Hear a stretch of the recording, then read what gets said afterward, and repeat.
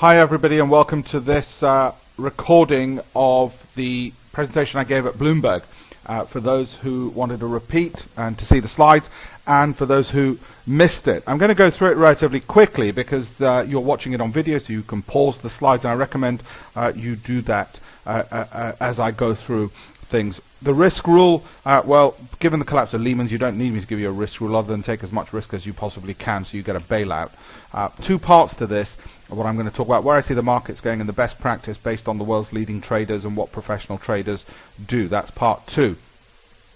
Earnings are beating expectations, as you can see from this slide. That's why the markets are strong. Earnings are strong because there's so much profitability being generated by companies who have got used to delivering profitability in austere times. Expectations are so low and easy to beat because of so much negative news in the media, genuinely negative news, which makes us so pessimistic that we have a low hurdle in order to beat those expectations, and therefore prices go up because prices move up when earnings beat expectations. So negative news equals low expectations equals markets rising. It's perverse, I know, but if the markets weren't perverse, everybody would be making money.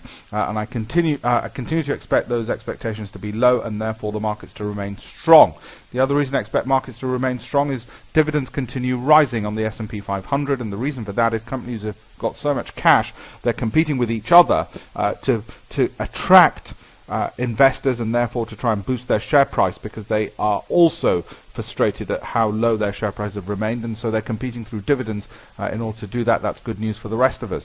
But stock market capitalization is roughly the same as national GDP. So are we overvalued? I don't think so. I think there is a little bit of room for upside. You could argue that since the average has been 60% of stock market capitalization to GDP, and why does that matter? Well, because if the value of your companies is too much more than the size of your economy, think Cyprus, then you are overvalued and you're ready for a correction. But even though we're above the average that we've been since 1925, I don't think we are seriously overvalued, and there is room for upside therefore. But also there's another reason to be positive. If you look at US and UK equities in April and May of years since 1990, they tend to be very positive, as in October, November, December. Yeah, that's right. Go on holiday, June, July, August, September. You know it's going to be snowing in Britain in any event at that time. And what are the best picks for you? Well, this is a source from Barclays Research. Companies with the best dividend yields and the highest likelihood of potential price appreciation. So we want things as close as possible to up there. And you can see some of the names familiar to you which are up there. These are global stocks which are their top picks in consumer. In basic industries, you see the snapshot as well. And again, you want to be in the top right-hand corner as much as possible. But these are all their top picks globally. Some of those British, if you want to trade British stocks, you'd have a long bias on these, names as well. Pause this at any point, as I say, and similarly on the banking side, a long bias on all of these as well. Why am I long the euro? Really simple. Expectations have been diminished, but the next net position of speculators in the euro, as sourced by Bloomberg, is actually turning positive. So the smart money's long the euro because it had come off so much, and therefore I am long the euro. There's another reason. This is what the world would look like by 2015 if all the countries were sized according to their GDP.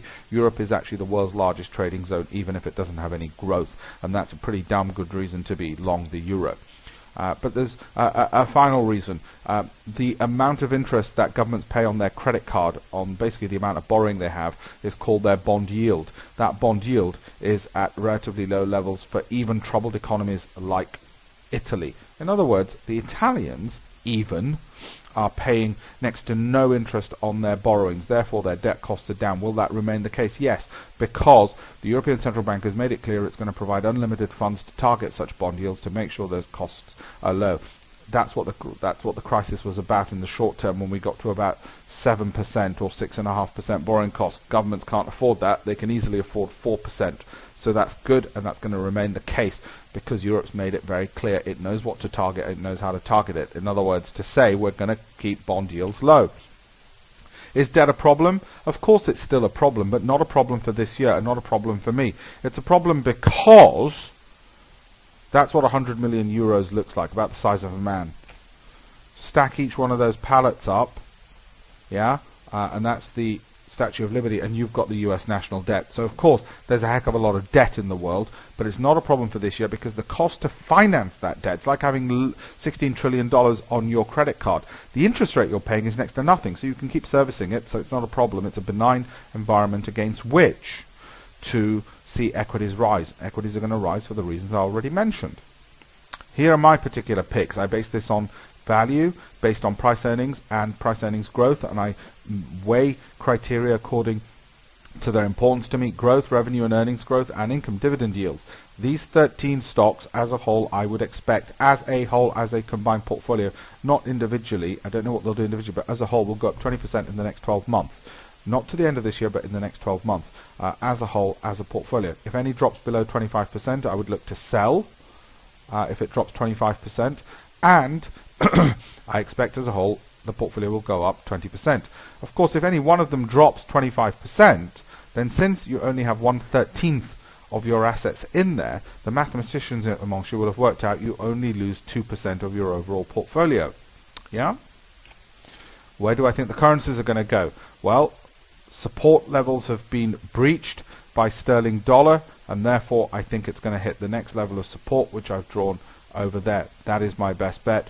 Yes, of course, there's a whole lot of fundamental reasons why this isn't going to be true, but on a technical basis, downtrend, support broken, next level of support. That's how the rules work, and that's why I would expect that to actually happen. What about euro dollar? On euro dollar, we've got the uptrend has been broken, we've got a downtrend in place, therefore I expect it to reach a level of support down there, and the MACD's dropping, so I am bias short on euro dollar because of that technical breach. Sterling euro, I remain on this expecting a downward fall again, because the downward trend has been in place for quite a while now, and it had accelerated, although the MACD momentum indicator is now likely to start to rise, and therefore you might get a little bit of a rise before you get the fall back, and the fall back because the trend has been lower for quite a while. That was the first part. The second part, the best trading practice for spread bettors based upon not just my experience, but that of the world's leading traders. Before I do that, just a bit of background, because it's important what the messenger says, and who the messenger is, not just the message. Trained as a barrister, I became an asset manager, started my own FSA regulated firm, written over 200 columns for the FT and 16 books translated into 18 languages, and was for 3 years also doing shows. I was paid as a presenter for Bloomberg for 3 years to do shows for them where I cross-examined CEOs of leading FTSE companies. I was also number 5 on the overall Amazon list, ahead of Harry Potter, because I think I know the quality of this stuff and how to communicate it well. Of course, in my writing, I don't write as fast as I am speaking right now. My office, there's actually another screen. Well, guess what they say about men. So there's 4 screens there, and I reach the World Stock Exchanges from there. Appear a lot on all those channels, as you expect. For my broadcast, that's from my Bloomberg days, where I was commenting on the markets, and for the Financial Times, I'm an award-winning trader and forecaster, because I was able to predict the FTSE 100 far better than any of the other people they asked. I was only out by 23 points over a 12-month period, whereas the person who came bottom was out by 1,000 points. I think John Lee still writes for them, was somewhere midway, which was out by 500 points. I was out by 23. And therefore, as you can imagine, I've been paid by all of these banks to provide my forecasts to their client base, either through speeches, paid speeches, or through written content, and on the front cover of magazines as well, through the accuracy of my forecast. And 200 columns in the FT, 73 followers worldwide on my blog, which is all free to everybody to join. And of course, trading software embedded with a special edition of ShareScope. My favorite type of trading happens to be momentum trading. I discuss value, income, growth. So what about momentum trading? And why do I continue to do what I'm doing? Well, why do I educate people? Same reason the dragons do. Why do they write books? Why do they invest in other people doing better? Because that's what it's all about. One of the key realizations I'd had was what top traders do when I wrote my first book. After I left the bar to trade full time. The reason I wrote the book was to access some of the world's leading traders. One of those was Bill Lipschutz. This is the performance of his hedge fund. He happened to be formerly global head of foreign exchange at Salomon Brothers when Warren Buffett was chairman, and therefore Bill knows his stuff. Global head of foreign exchange means you know your stuff. And this is how they performed. And one thing became very clear. They had lots of small losses, and lots of losses, but they were always small. They knew how to cut losses, so I needed a system, and I'm going to show you how we cut our losses. But they also had a few big gains, and that's where they made their profits, because their losses were outdone by their gains. Their losses were cancelled out by their gains, except for some of those few big gains. Those big gains were the only things that made them do well. In fact, they did well having a distribution like that they went from $1,000 to $15,000. They kept on rising up, even though they were only right 57% of the time. So how do we make sure we've got a system which cuts our losses and lets our profits run? That's what I'm going to show you. And where other systems go wrong? ABC. Their entry is wrong, their stop losses are wrong, and they don't know how to run profits. So I'm going to cover all three of those things importantly for you now with specifics. This is what I mean that they can't time it right. Just have a look at that slide. Pause, as I said, if you need to. When I say easy as ABC, all trading platforms, whether they are software or whether they're online, are going to be you click to see a chart, you see the chart, and then you change the timing on it. So we know that part's easy. How do we make sure our timing is correct? That we're not in too early or too late. All systems should be evaluated according to three measures. Now for me, these are the three measures, MCQ. I first measure momentum. So you measure the actual signal, whatever your signal is. For me, it's momentum. I make to see that the MACD is either rising or sideways. It's never falling. So that's what I mean by I measure momentum. Okay, that's my first filter. Second filter is confirmation. I make sure that it across time frames, multiple time frames. Now the time frames I'll look at, if I'm looking at the 5-minute chart, it becomes the next period. So I look at the 10-minute if I'm looking at the 5 minutes. So 5 and 10 minutes. I've got to make sure that the momentum is on both those time frames not falling. If it's the 10-minute chart I'm looking at, then it's 10 and 15. If it's 15, it's 15 and 30. If it's 30, it's 30 and 60. 60 becomes 1 hour and 4 hour. 4 hour becomes 4 hour and 1 day. So let's say I was looking at the daily chart because you've got a day job and you can't be looking at 5-minute charts all the time. Then you look at the 1 day and weekly and you make sure the momentum's not falling. But that's not enough to make sure your system timing is going to be correct. You also then, as well as identifying that momentum in the time frame you're examining, whatever that time frame is, you have also got to then apply filter 3, which is qualify. And that means I look for a 2-period high. That's what works for me, a 2-period high. As soon as the price, as soon as, not when it closes, as soon as in that period that I'm looking at, whether it's the 5-minute chart or the 1-day chart, makes a 2-period high, the highest it's been relative to the last 2 periods. So you can see the red line there, which is a 2-period. As soon as it goes above it, so that's the qualification you make. All systems, in order to be good, should look at having a signal which they measure to see if it's getting them right, but then confirm it across a higher time frame and then qualify it by a price move. The higher time frame me is the next time frame, and a qualification is the price making a 2-period high. This I found makes sure that I don't get in too early and I don't get in too late either. Of course, we're still going to have losses. Remember the chart I showed you with Bill Lipschutz?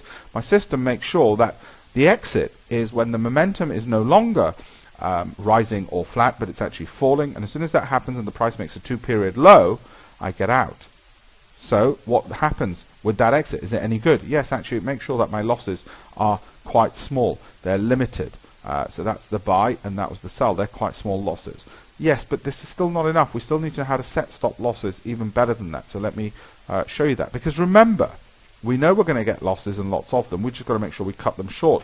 And our system's one way of doing that, because we know that we're only going to get really small gains most of the time, and we've got to know also how to get those big wins. So let me work out the stop losses for you first, and then look at how we get those big wins. The stop losses are really a psychological problem as well, because it's really a loss of ego. What professionals know, to set that stop loss, I'm going to give you the mathematics. Never lose more than 2%. And imagine that happens, just something for now, it's 40 pips. And I'll explain what 40 pips, how you come to that in a stop loss in a second. Never lose more than 2%. Why never lose more than 2% on any one trade? Because if you lose 5 trades, you're only down 10%. If you'd lost 10% per trade, you'd be down 50%. That means you'd lost half your capital. Not good. We've got to be a miser with our profits. So, assuming it was 40%, and I'll tell you in a second how we work out whether it's 40% or not. Don't forget to pause at any point. What you should do is, imagine your risk capital is 100,000 and change these figures for your own. Then 2% of that is £2,000. 40 pip loss should equal £2,000. So 1 pip is £50. Simple. Got it? How do you find that initial stop loss then? Now I said my system gives me an exit point, but I want an initial stop loss, a fixed initial stop loss. I don't actually use the average true range. I actually just use the range that the prices have been making each period, if I'm looking at the 5-minute chart or the 1 day, whatever the period I'm looking at, and I work out roughly what the average is. I work it out roughly by eye. A, to save time. B, because we've got to be quick in trading. C, because if I had to be right by the nth decimal place, then it's not a really robust system. If I can't get it right and make money by just looking at it by eye, then I'm in trouble. So I look at the average. And let's say the average across a trading range was 20 pips. Then I double it. That becomes 40 pips. That's how I come to my initial stop loss. It's fixed. It's not trailing. It's initial fixed stop loss. Whoa. What does that... how does that help us, though? Well, it's this. 2 times the initial stop loss is 2% of your risk capital. 3 times it, if you want to put a stop loss further out, is also still 2%. You just change your position size to a smaller size so that a further out stop loss is still 2% of your total capital. Those are the maths and the figures for those figures. Study that chart. You can see there how your position size is reduced as your stop loss is widened. Why? So you don't lose more money just by moving your stop loss out. Why would you then want to move your stop loss further out? Because you don't want to have so many losses is the reason why. But the downside of that is, whilst you'll have more wins, the wins will be smaller because you have a smaller bet size. That's the trade-off. You want to have higher win to loss ratio, you have a further out stop loss, but then your profits will be smaller. You want to have bigger profits when you win, then you have a tighter stop loss and bigger bet size, but the problem with that is when you lose, you'll lose more often. But when you win, you'll make bigger wins. See that subtle insight? That's gold. How do we make profits run in that case? That's how you make sure you cut your profits short and you don't lose too much. But how about the other bit when we get those big wins? How do we make sure we get some big wins? Well, actually, it's not an art. It's really obvious. And let me show you what you do. When you know that your system, like mine, has got you into a win, into a trend, how do you know it's got you into a trend? Once you're in, and then you see the price making new highs relative to the previous period, I just add additional positions. Each one of these is additional to my initial position that was signaled by my trade. Only when it's signaled in do you ever get these additionals. Do you ever buy these additionals? Once you're in with your additional, and I only ever buy 4, so I'm not overexposed, and I then exit all 4 if the price makes a 1 or 2 period low. So if it's the lowest it's been in one period, I get antsy, I get a bit worried, and I start exiting. But what it's done is, as well as my initial position, I'm going to have a big win here because I've added all the way up onto these. I've not just let my profits run, I've added to my profits, and that's how I've kept it going. Remember, this is the additional position I'm talking about. Your initial ones are already set by the buy and entry, buy and exit signals that your system had, or the one that I've given you, which is mine. Now, I appreciate I've run through this very quickly. I have a lot more free training videos on my website. They're all free. You can register for free. But the reason I've run through it quickly is because the advantage of doing things online is you can, of course, pause. This should actually take you 3 times as long as what I've done and run through, because you should be pausing at each point. Really want to thank everyone for paying attention on this and everything that I've gone through, and I hope you will take the time to pause through this and study those slides, because they really are very important. Thank you.